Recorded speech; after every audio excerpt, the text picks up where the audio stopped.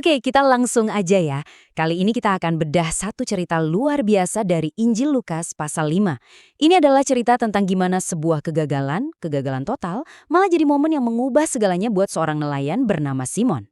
Pernah nggak sih ngerasa udah ngelakuin segalanya dengan benar? Bener-bener segalanya. Tapi hasilnya, zong, kosong.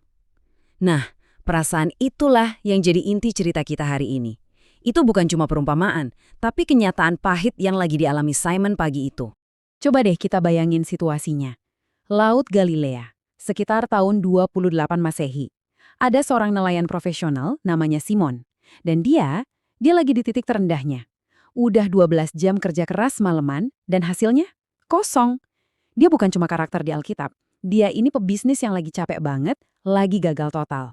Nah, biar kita paham konteksnya, ini bukan soal mancing buat seneng-seneng ya. Buat Simon, ini tuh industri serius. Perikanan itu mesin ekonominya wilayah itu. Ada pajak tahunan yang gede, jala yang dipakai canggih dan mahal, dan mereka kerjanya cuma malam hari. Jadi, gagal semalaman itu bukan cuma soal kecewa, ini soal duit, soal perut, pukulan finansial yang berat. Dan di sini nih, ceritanya jadi makin dalam.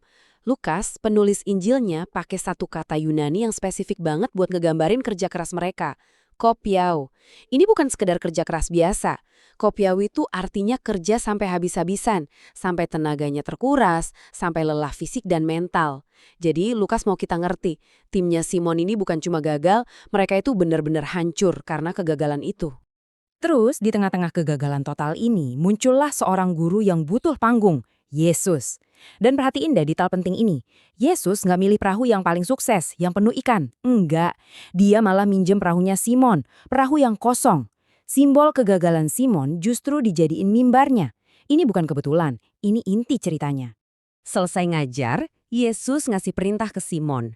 Dan perintah ini buat seorang nelayan ahli, kedengerannya konyol banget, absurd. Coba bayangin, Simon tahu ikan itu cuma bisa ditangkap malam hari.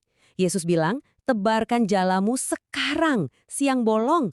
Simon tahu jala linen itu kelihatan banget di siang hari. Dan Yesus nyuruh pakai jala itu. Simon tahu ikan-ikan udah pada ke dasar laut. Yesus malah bilang, pergi ke tempat yang dalam. Ini benar-benar nasihat seorang tukang kayu buat seorang nelayan profesional. Beda total sama semua ilmunya Simon. Dan jawaban pertama Simon nunjukin apa yang ada di kepalanya. Dia manggil Yesus epistates. Bukan guru, bukan rabi. Epistates itu istilah buat komandan, atasan yang punya wewenang ngasih perintah. Jadi, di titik ini, Simon ngelihat Yesus sebagai orang yang punya otoritas, seorang komandan. Tapi belum sebagai Tuhan, belum sampai situ. Dan disinilah momen kuncinya.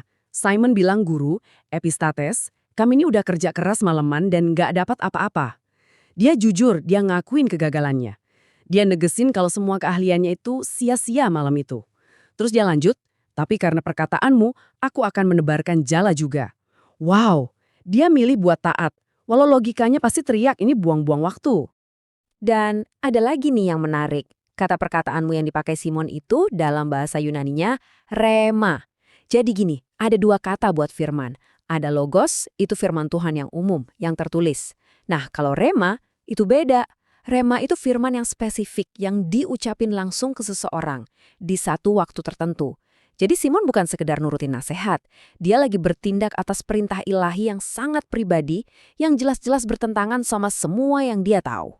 Dan hasilnya luar biasa, benar-benar di luar nalar.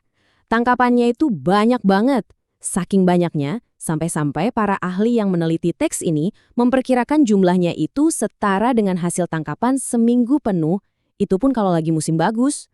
Bayangin, semua itu dari sekali tebar jala, di waktu yang paling salah. Lukas ngegambarinnya dengan dramatis banget. Ini bukan cuma jala yang penuh, jala-jalanya mulai sobek.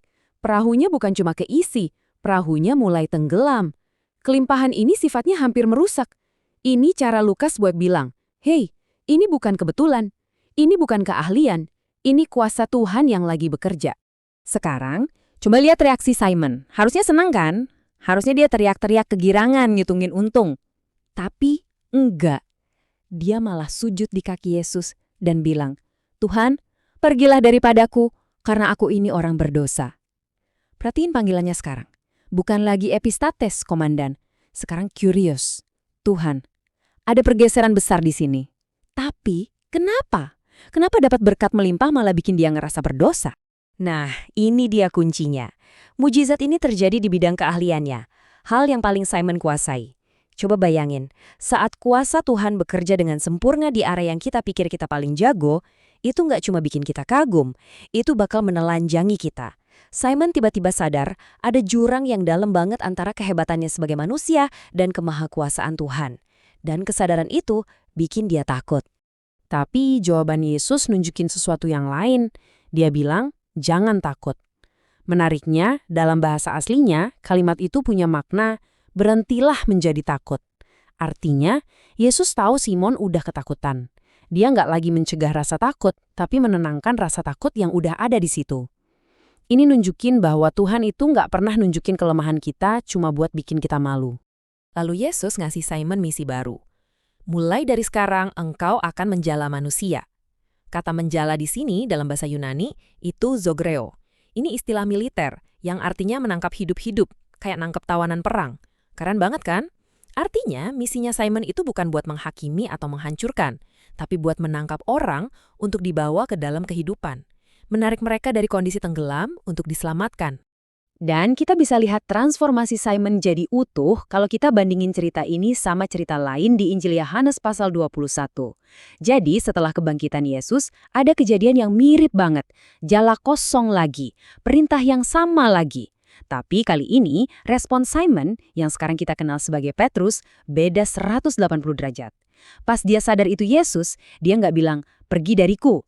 Justru sebaliknya, dia langsung nyebur ke air buat nyamperin Yesus. Kegagalan yang sama, tapi respons yang udah berubah total. Jadi apa intisarinya? Pertama, kegagalan itu ternyata cuma persiapan. Jala yang kosong itulah yang justru ngasih ruang buat Simon dengar perintah baru. Kedua, keahlian kita itu harus diserahin. Perubahan dari manggil Yesus komandan jadi Tuhan itu terjadi pas Simon rela ilmunya dikalahkan oleh firman Tuhan. Dan yang terakhir, misinya adalah tentang kehidupan. Panggilan barunya bukan untuk menghukum, tapi untuk menangkap hidup-hidup. Pada akhirnya, cerita ini ngajarin kita sesuatu yang penting banget. Kegagalan kita, jala kita yang kosong, entah itu dalam kerjaan atau kehidupan pribadi, itu bukan akhir dari segalanya. Malah, seringkali itu jadi titik awal. Jadi pertanyaannya buat kita semua, apa ya jala kosong dalam hidup kita saat ini? Dan di tengah kekosongan itu, kira-kira perintah baru apa yang Tuhan mau kita dengar?